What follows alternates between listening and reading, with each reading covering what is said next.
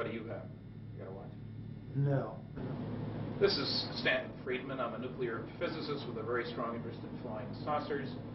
I'm in Kansas City, Missouri on July 24th, 1991.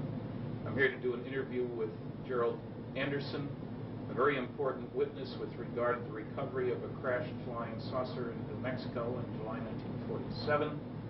We have just had a visit with a polygraph examiner who says he has seen no evidence of deception. This is after spending several hours with myself and Gerald, mostly with Gerald. A full report will be forthcoming. So with that, we will talk to Gerald Anderson.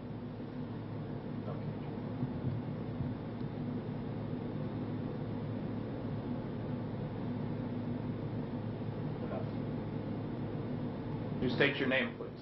My name is Gerald Anderson. Where were you born and when? I was born October 4th, 1941, in Indianapolis, Indiana. Okay, and give me a summary of what happened in 1947 with regard to a crashed flying saucer in New Mexico. Well, we had just moved to Albuquerque, New Mexico on July 4th, 1947. This was approximately the day before we went out on the plains of San Augustine with my Uncle Ted, my cousin Victor, my father, my brother Glenn, and myself. We drove down to the plains of San Augustine, which is west of Socorro, New Mexico, in the Magdalena Daddle area, and we were down there looking for banded and moss agate, which, according to my Uncle Ted and my cousin Victor, was prevalent in the area. My brother, being an amateur rock hound, and wanted to get some of this, and it was a way of showing us around the area. And they had relatives down in Magdalena that they wanted to introduce us to. And so we had gone down there, and we got down in the Horse Springs area and had driven off onto the plains down an old rutted road for a mile or so, and seemed like a long ways.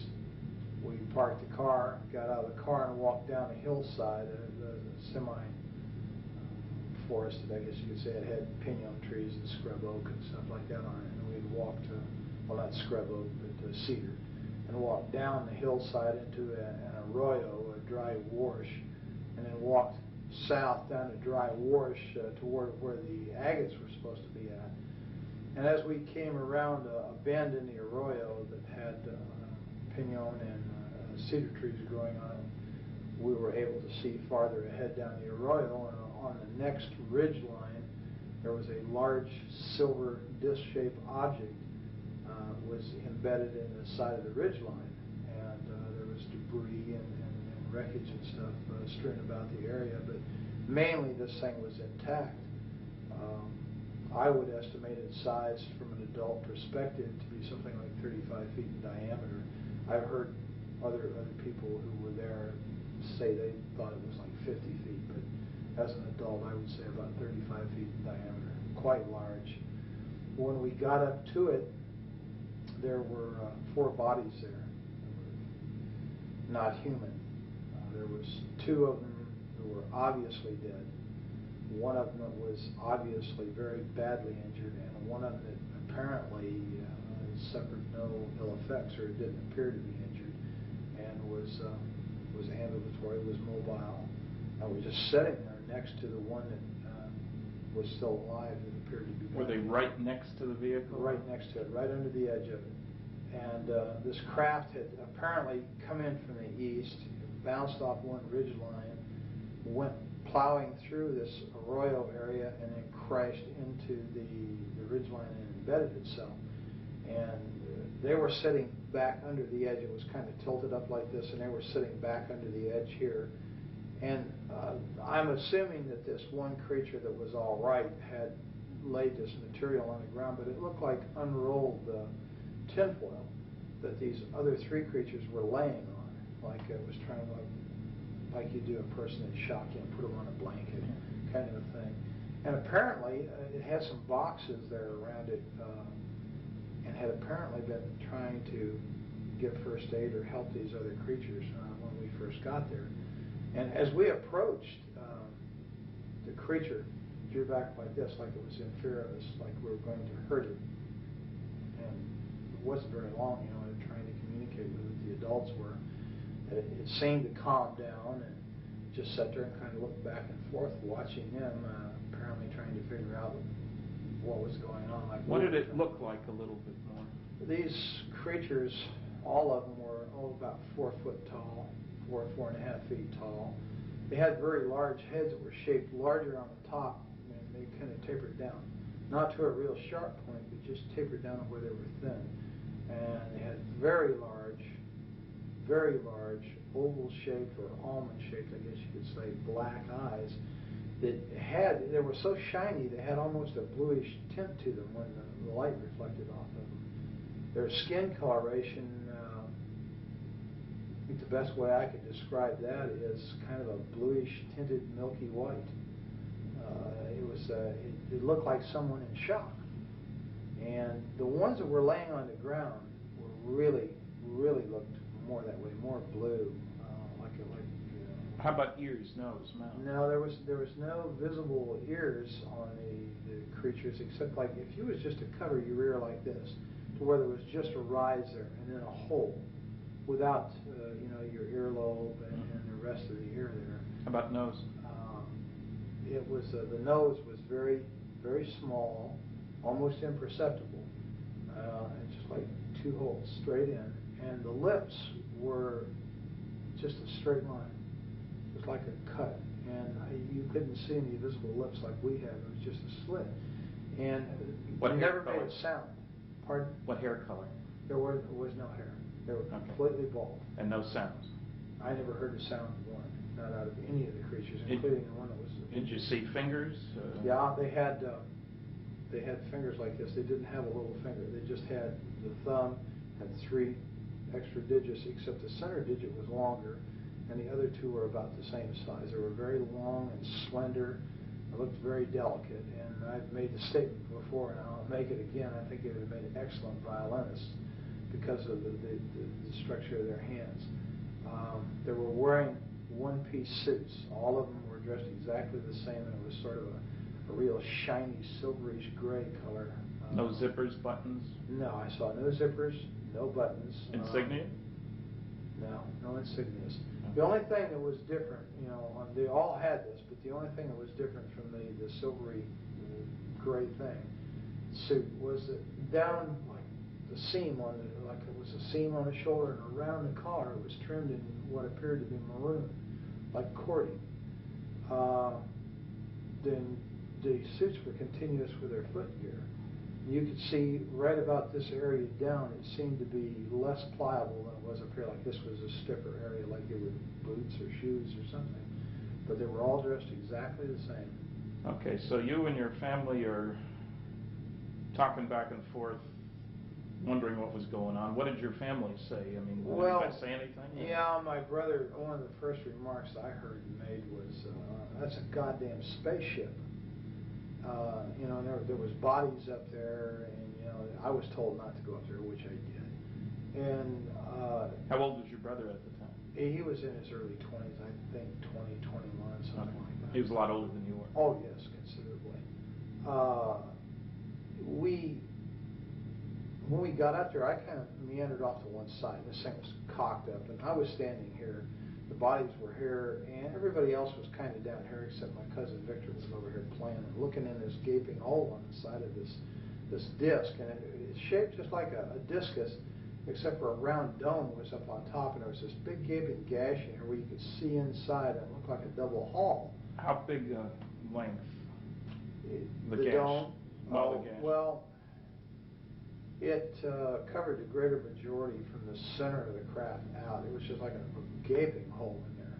And I'm thinking, it's like about 30 feet, 35 feet in diameter, so we're talking about 17 feet maybe. Oh, okay. And most of that one side was ripped open like that. And you could see inside, and you could see another double hull in there, and there was just rows of components that was on there, and there was lights that flashed on and off. Some of them were steady, some were flashing. There was a lot of debris and stuff hanging out of the hole. There was evidence that there had apparently been fire. It looked like it had been burnt along the edge there. The gash. Now, this wasn't a gash that could have been caused by the thing coming into the ground. It wasn't at the leading edge of the vehicle. No, this was in the side, like, it almost appeared, it was elliptical. It almost appeared as if something the same shape as the disc we were looking at had hit that same, had hit the disc and left an imprint that pretty closely approximated the outside diameter of the disc itself. And it appeared to be caved inward. Okay. And kind of like, you'd hit it like this and just crumpled and caved in and ripped it open. Okay, so you're there, you take all this and everybody's mystified. What were the circumstances outside? Hot, cold? Very, very hot. Well, to me, being the first time in New Mexico and coming from back east, that dry heat was just like being inside of an oven.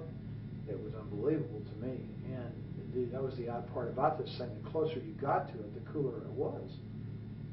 And standing under it in the shade there, next to these creatures' bodies, it was like refrigerated air conditioning. And did you feel air coming out of this thing? Or no, it was just like it was ambient. And I remember reaching up and putting my hand on the side of it, and I think I was afraid it was going to hit my head because there was enough room for me as a small child, I was approximately the same size as these creatures to walk up under there and stand in it, but I kind of did like that, put my hand up against this thing. What did it feel like? It was ice cold. It felt like it just came out of a freezer. Was it smooth? Was it rough? It was very smooth. It had a very smooth texture to it. It was obviously made out of metal. It was very solid, and it was very cold, ice cold. And there was a smell in the area. It smelled volatile, acrid, like acetone. And that seemed to be coming out of that gash, that smell. But the closer you got to this thing, the cooler it was. So I kind of remained there, and I guess that while they were over here, my father and my Uncle Ted and my brother, and Uncle Ted was trying to talk to this thing in Spanish, and of course it didn't understand a word he said. And Dad tried to talk to it, and then they tried, sign language, and that didn't work. And I don't know, for some reason, I just I reached down and touched it, this one that was laying next to me. And when I touched it, I realized, I jumped back. It scared me and startled me because I suddenly realized that these weren't dolls. I thought they were plastic dolls. And I was still in my mind that these are moving dolls until I touched it, and I realized, this was a dead thing. I'd seen dead relatives before, and I unfortunately had made the mistake one time of touching a relative that was in a casket, and I just knew this is a dead thing. And it scared me, and I ran around behind my father and my uncle, and this thing was sitting there on the ground, and it kept looking back and forth, and it just had its hands like this in its lap, and it just kept looking back and forth between the three of them, and like it was trying to understand. And all of a sudden, it just turned and looked right straight at me, between my Uncle Ted and myself. And this is when it was just like an explosion of things in my head. Things I started, feeling just terrible depression, and loneliness, and fear, and just, awful feelings that just suddenly burst into my mind. And I don't know if that meant that it was communicating with me and I was the only one there I could communicate with because I was a kid. I don't know. I turned and ran, and I ran across the arroyo and up on the area that it had bounced off of during the crash, and was just standing there looking down at the scene, and my family, and off in the distance I could see cattle grazing, I could see a windmill, and I could see dust trails out on the playa, out on the plains out there.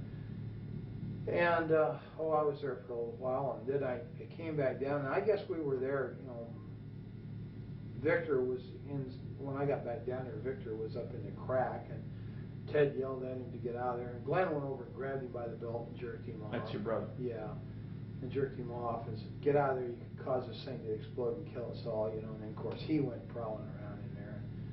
I was kind of standing off to one side looking. That's why I knew that I could look off these rocks that I was standing on right into this thing. That's why I knew, about the lights and the components and stuff. And then, I heard other people talking. I turned and there was a group of people coming up the arroyo from out on the plains from the south. They had come up there, and of course they walked up and was talking. And how many? There was an older man and 5 younger students.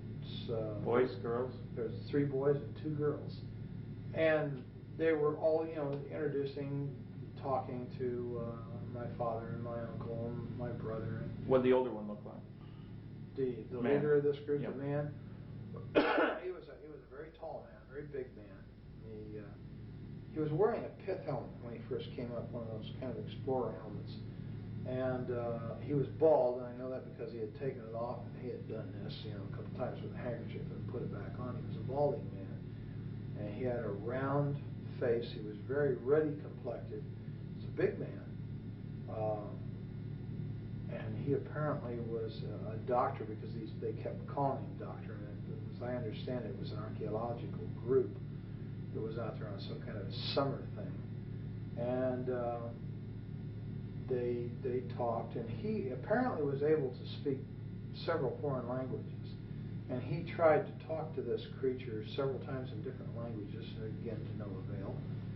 How did he happen to be there? Had he seen the thing? Well, they claimed that they said they saw this thing come down the night before, flaming, and they thought it was a meteorite.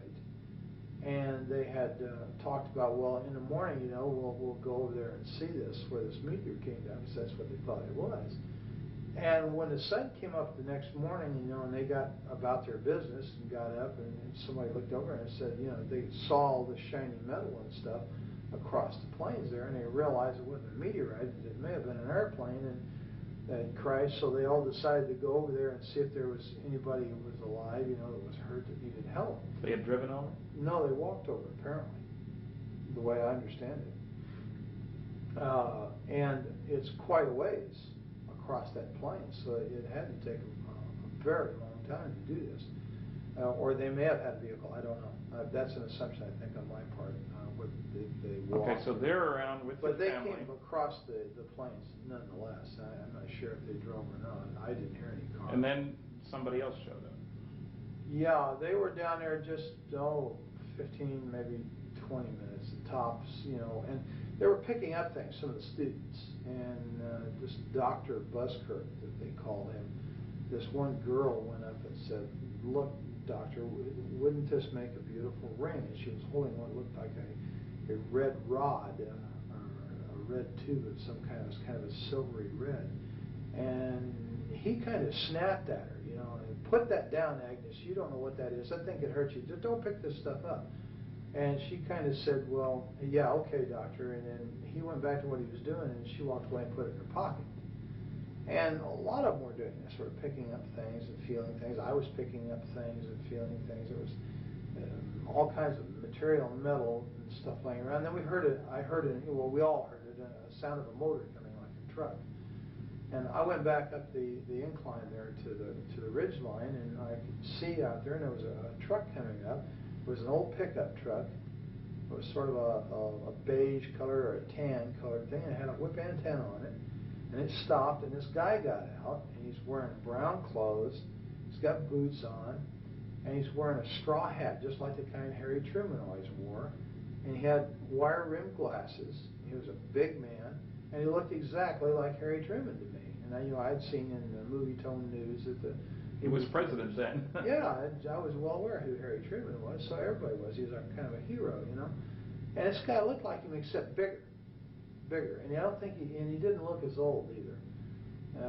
His hair was kind of light gray, and he walked over there, and they got to talking, with everybody, and he told them that he worked out on the plains out there, and that he made maps, and that he had seen the wreckage from out there on the plains, and he saw the people, and he thought it was a plane wreck, and just something was going on, and he came over there to see. And he hadn't been there but just a very, very few minutes when we heard all kinds of motors and engines straining and stuff. And here comes a military car with a big white star on the side of it, followed by a 6x, which is a military truck with a kind of a canvas wagon type canvas thing over it, and it's full of soldiers. They've got guns, and right behind that was what we call a 4x, which is like a medium-sized Jeep truck situation, and it had two big high whip antennas, all kinds of radio gear in the back, and a guy back there with earphones and stuff on, and he's, you know, working these radios, and they all pulled up and stopped. And which direction had they come from? They came from the north, from the Horse Springs area, right? So they could have come off the highway there. Oh yeah, I'm sure that's exactly how they got there. They come off the highway the same way we did. Well, in the meantime, when it stopped, this black soldier, the sergeant, and the reason I know he was a sergeant, my brother told me he was, and he got out of this car, and then a guy got out on the other side, and Glenn said he was a captain. He told me later he was a captain, and this guy had orange-red hair, and all the soldiers then came running over there, pointing guns at people, and telling them, get away, get away, get away, you know. And when this creature saw these people, the military, he went nuts. He went into an absolute panic, worse than what he did when he saw us. Did he move around, or just his eyes? Or? He just oh, okay. Crazy, and it was like he was looking fearful. like he was looking for a place to run and hide. But he never got up. Never got up. He never left the one injured one next to him. And this red-headed officer, this guy was a real butthole. He made all the threats. He threatened to have people shot. They did move away. To everybody? Oh yeah, get away, get away. You know, we'll shoot. Get away from there. This is a military secret. You know, just screaming and hollering. And he told my uncle and my father that if they didn't want to spend the rest of their life in prison, they would never say anything about what they saw there. If they ever wanted to see us kids again, they'd take the kids away, and they'd never see the kids, you know, meaning me and Victor, that we'd better keep our mouths shut. If we did not, this is what was going to happen. They were threatening people and pushing people. And the students as well? And Dr. Oh yeah, they were hustling everybody. And one of the soldiers pushed my uncle. He had a rifle like this, and he shoved him back like that. Well, that was something you don't do to my Uncle Ted. Ted had a violent temper, and he grabbed the rifle and reached over top, smacked this guy, and dropped him right there. And Ted had dropped the hat. This guy's a cowboy. He'll hit you in a minute. And of course, when he did that, there was bolts opened, and I guess cocking. You know, they were cocking their rifles. They were pointing guns at people, and everybody, Buskirk and Glenn and Dad, grabbed him, you know, pulled him back and got him away. Don't, man, they're going to shoot. Don't do that, you know, trying to stop this. And I think we came very close to having someone shot. Then they really started threatening, you know, and they interviewed. Well, did the redhead do all the talking, pretty much, too? Pretty much, except once in a while the sergeant would chime in and make statements like that to other people in response to the redhead. But mainly it was the redheaded. Was there a name tag? Yes, there was, and his name was Armstrong. And I'm not sure if I know that from having read it or know that from remembering it and now being able to read it in my memory, or if someone said that to me. But his name was Armstrong. It was right here on his uniform. Now, they chased you guys away pretty quick. Yeah, they did. And they herded us up like cattle, and they moved us up the Arroyo back in the direction we'd come from, over the protest of this Dr. Buskirk, who said, no, we've got to go the other way. We came from over there. I don't care where you came from. Get your ass up the Arroyo. And they ran us up the Arroyo. And so you get to your car then? Right. Now, they take us up the Arroyo, and just below the hill that we came down, they broke us off and moved us up the hill. Now, this whole time, no one has ever frisked us down. No one has ever checked our pockets to see if we picked up any of this material. And this girl, Agnes, still has that stuff in her pocket, and some of the other students had stuff. To my knowledge, up to that point, they had not been searched. Whether they did so afterward, I don't know. They never searched us, ever. They run us back up the hill, and when we got to where the car was parked, where Dad had parked the car up there, there's a Jeep with a guy sitting in the back, and there's a mounted machine gun in the back of this Jeep, and all these soldiers. The Jeep pulls out, we're told to get in the car, we follow the Jeep, and the soldiers go with us all the way back out to the highway. And when we get back out to the highway, they set us right there. They wouldn't let us out of the car. They wouldn't let us move forward. I don't know whether they were making a decision or what. When we got out to the highway, this place was absolutely full of military personnel, military equipment. There was airplanes sitting out there that they had landed on the highway. Did you see any airplanes when you were back at the site? Yeah, there was airplanes in the sky, but nobody thought much about it. You know, I didn't think anything about it. I was used to airplanes being in the sky, having, you know, been raised in Indianapolis, Indiana, the home of the Northern bomb site. You know, the sky was always full of military aircraft. I never thought nothing about it. And when we get back onto the highway, there's observation aircraft, you know, high-winged aircraft, and there's one, what I know now to be a C-47 sitting there, and how we didn't hear that land's beyond me. And how he landed, well, of course, I guess you could land if you're a good pilot out there, because there's no telephone poles or anything. And it was, they had torn the fence down on the north side of that highway, and all this equipment was setting back up there, and that plane was up there, and they were taking stuff out of the plane. There was military ambulances, and there was trucks with wreckers, cranes on them, and there was tankers, like maybe had fuel or water in them. It was just, everywhere you looked, there was military. And a major recovery operation. Yeah, it looked like an invasion force. It really did.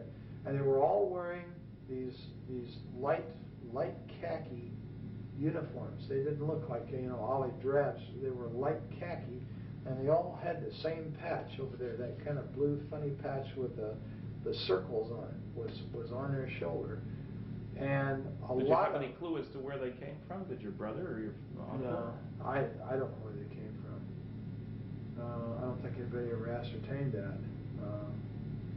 There were a lot of them had MP patches, and some of them were wearing nightsticks off of these webbed utility belts. They had nightsticks, and they had 45s and holsters, you know, the automatics in the full holster. And these were the people who were given most of the orders. They had the road barricaded off out there, and we sat there for a very long time, and, you know, we were getting thirsty and everything, and we asked, you know, if we could go back to Horse Springs and get some water. Oh, no, you can't go through there. And right after that, they said, no, you just turn around and you head out of here now, and you go to Socorro, and this is a redhead again, you keep your mouth shut, just keep going, and don't look back. Well, so we drove away, you know, and Dad and I said, hell with it, we'll go to Magdalena, we'll get water in Magdalena, you know, because that's where John Trujillo lived, their relative of Ted. And so as we drove away, I was looking out the back window, and I could see Dr. Buskirk and these kids, and that guy that got out of the pickup was standing there, and this Dr. Buskirk was doing just like this in this red-headed officer's face, and he kept pointing back behind him. And I guess that meant, you know, we got to go back that way, and he was fed up with this guy or something. He was shaking his finger in his face while they were yelling at each other. And that's pretty much the last I saw of the whole situation. I don't know what happened after that, because we just kept going. Did you get home before dark? Oh, yeah, it was before dark. Of course, it was in the summertime, so it didn't get dark until way late. And we stopped in Magdalena very briefly, and then just kept going. And the adults were really funny. You know, they were really scared. And I had very rarely, you know, well, of course I didn't know him that well, but over the years I knew that Ted was not much of a disciplinarian. He really didn't discipline the kids that much. But he really knocked the fire out of little Victor. Victor wanted to talk about what we just saw. And Ted kept telling him, shut up, don't talk about it. Nobody's talking about this. Finally, he just turned around and knocked the living hell out of Victor for shooting his mouth off. Did Ted work at Sandia then? Yes, he did. He did something out there in the technical area. I don't know. Had a clearance? Yes. And later your dad worked out at Sandia? Yes, he did. Security. And he worked there for years. Until he retired. Until he retired. And Dad had some very high clearances. Okay. When we got home, Mom was over at Uncle Ted's house, and Mom perceived instantly that something was wrong. I said, "What's wrong, Glenn?" He's like, and then they decided they'd tell him. Well, when they did, then of course Isabel, oh my God, you saw demons, you saw the devil, because Isabel was Ted's wife? Ted's wife, is a devoutly religious Catholic person who thinks anything that isn't a vision of, say, the Virgin Mary or of Jesus is quote-unquote demons, and that's what we saw. And of course Ted, oh God, he just put her off. And we really never talked about it much in the family because of the reaction it got. And my dad was really afraid, and so was Ted. And Glenn especially, because Glenn made the statement about when he first saw the military. He told my father, he said, and Ted and everybody there, don't let them some bitches know I'm a Marine. Don't let them know. And of course nobody did, and he was in civilian clothes, so he had a pair of blue jeans on, and it was in civilian clothes, so he didn't look like military, or I'm sure his ass had been in real trouble. And they never checked.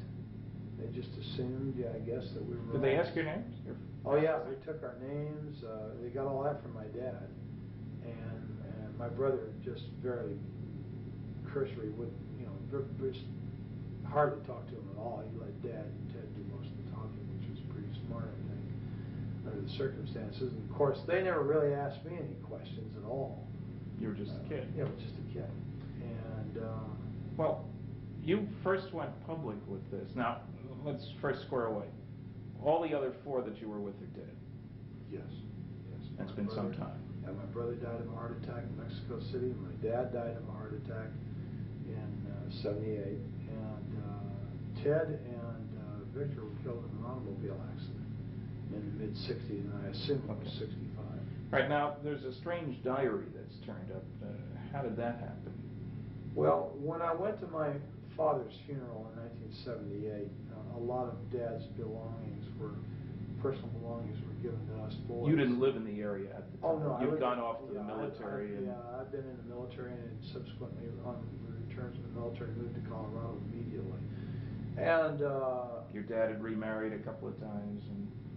Oh yeah, this was Dad was on his third wife, and his personal belongings and stuff, were kind of given to my two brothers and myself. And my cousin Valley Jean was there at the funeral. That's Ted's daughter. Yes, and she came up and was talking to me, and she said, "Here, you were there. You need to have this too." And she handed me these photocopies.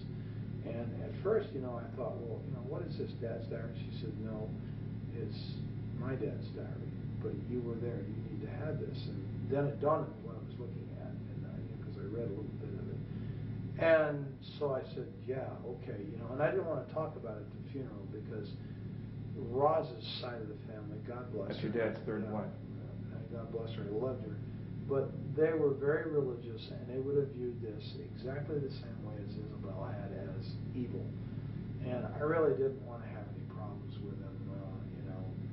We were kind of on shaky terms. We didn't see eye to eye religiously, so we're not quite. Well, you're active in religion now, aren't you? Oh yes, yes. You're a deacon in the Episcopal Church. Right. Okay, that means you actively participate. Well, yeah, lay Eucharistic ministry. Okay. So yes, I actively participate. I serve on the altar. What do you do for a living now? I'm a security officer in the state of Missouri. And you've been doing police sort of work for several years now? Oh yes, about 9 years all told. And you also are going to college to be a nurse, and you've already got a couple of associate degrees from community colleges. Right, yes. One associate of science and one associate of general studies, and I'm working toward my bachelor's of nursing. In roughly 2 years, I will have my Bachelor of Nursing. I'll be a licensed. Now, to be a security officer, you have to be licensed by the state of Missouri, do you? Yes, you have to be a certified law enforcement officer, which means that you have to have gone to the state academy, the Department of Public Safety. So that's not just a pickup thing. Oh no, you have to It's a attend the professional. academy. Yes, it's definite. Okay. And you have to work for the state under these conditions. You have to not only be certified, but you have to have prior law enforcement experience. Now, when we get back to the diary for just a minute, when you were hypnotized by John Carpenter, a psychiatric social worker, and he was asking you questions about the diary, apparently you'd been told that there were a number of copies of that around? Yeah. Something buried out maybe there too? Yeah, as I understood. Well, in fact, in conversations with Valley Jean after the fact, after I got involved in this thing through the Unsolved Mysteries thing, I was told that that wasn't the only diary. That what I had was a copy. Well, it was a photocopy. Okay. And that there were a lot of these copies around, and apparently Uncle Ted or someone had put these out through different people in the family and friends and stuff for reasons, I don't know, to keep them from getting lost or something like that. Okay, now when I asked you for the original, you contacted who? Well, yeah, Valley Jean. That was Valley Jean, okay. Right. She was in a convent. Right. And she was reluctant to do anything. You had to call a number of times, as I recall. That's correct. And you talked to the bishop? Somebody talked to him? Yeah, I talked to a bishop. And he convinced her to send the stuff to me? Yes, apparently. Okay, because I got it directly from Colorado with a cover letter that strongly indicated that she didn't want any more to do with this. That was part of the agreement. But that she considered this the work of the devil, or words to that effect anyway. Yeah, I think she's of the same opinion that her mother was. Okay, that it so was the work of the devil. And you see, all I ever had of this was the photographic copies that I had showed you originally. And as I understand it, you received the original. I received the original from which those had had been made. They were partly burnt. She mentioned she had intended to burn them, but because of your persistence and with the agreement that I never contact her, she would send them to me. And as you know, when I had forensic analysis done, it showed that the ink dated from the early 70s. The paper could have been available in 47. So it was clearly not an original. But it was also done before there was any publicity about this case anywhere, because I know I was the first one to get involved. Exactly. Now, as you know, we have discovered, not I, but you had identi-sketches done by a police artist of the various people involved in this. Right. And as you know, there is a picture, several pictures that seem to indicate that Dr. Buskirk was Dr. Winfred Buskirk, who had received his PhD at the University of New Mexico. And you had described him as in his late 30s, early 40s. It turns out he was 39 in 1947. He was bald and been bald most of his life, even up to then. Was there other contact between you and he at that time, as far as you knew? Your family and him, or? I don't know. Well, not to your knowledge. Not to my knowledge. I don't believe my dad had ever contacted him. There's a possibility that Ted may have, and I'm not sure why. I think Valley Jean had alluded to the fact that Ted had been in contact with him, and that they had corresponded and this kind of thing. But as far as any personal knowledge of it, no. Okay, now you didn't tell your story really until the Unsolved Mysteries program was rerun in January of 1990? That's right. That's when you contacted them, got my address, wrote me, wrote Kevin Randall, and we're a little upset that the program wasn't quite accurate. Well, yeah, that was the whole thing. It started off as a fluke to begin with, because everything that I saw didn't jive with what I had seen personally. And I guess I was kind of miffed, here all these years. I had been primarily forced, by not only by others, but by, my own sense of survival to keep my mouth shut. And wow, here it is, it's on TV. Hey, you got it wrong. And so, I just impulsively called the number and told the lady, wait a minute, that whole thing was wrong. Well, how do you know that, sir? And I said, well, because I was there, that's why. And boy, that apparently pulled somebody's string. Yeah, and the key thing that was wrong, of course, there were a few mistakes in an otherwise excellent program, was that they had that, the Barney Barnett, the civil engineer story, over near Corona, and you knew that it was over in the plains. Right. There's a lot more. Well, yeah, and then the fact that the thing looked like a tin flat hat or a tin top hat, and it didn't. It was dish shape, and Barney Barnett, or whoever the guy in the truck was, did not drive right up to it on a road. It wasn't parked conveniently next to a thoroughfare, you know. Right. And it was just things like that. And I don't know. I just, for some reason, I thought, well, you know, geez, look. It's already public. Yeah, the story's out, and let's get it right, you know. Of course, I don't think I realized at the time, you know, how involved this was going to be, but what kind of response? You live and learn. Now, I got you together with John Carpenter, the psychiatric social worker, and you guys had several sessions, and then we flew out to the site. You're reasonably convinced now that the second time around out there we did find the exact location. Yeah, the first time in, you know, it was like 43 years. And we're in a helicopter, which I would never... Yeah, I was in the air this time, and the last time I was underground. And so, you know, the landmarks were a little confusing. I was positive I was in the right place. But until we actually got on the ground, John and I, and retraced the route in there that we had come in the car, I wasn't absolutely sure. There was two ridge lines there, and I wasn't really sure of which one it was. And I had the feeling that the first one that I had pointed out was the correct one, but once I went in on the ground on foot with John, I knew instantly that it wasn't that one, it was the other one, and I'm absolutely positive that that's where I was at. There's no question in my mind. And you will recall that you described the woman who sold you the pop on the way in? Right. And we found the older woman there who said that was exactly what she looked like. That's right. And I'll never forget that lady because I had it with the heat. I'm telling you.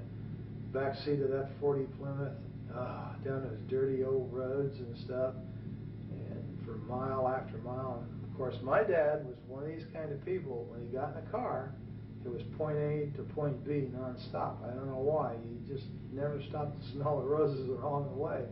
And so, you know, I was pretty sad shape, and you know, I remember that lady quite well. What kind of response have you had?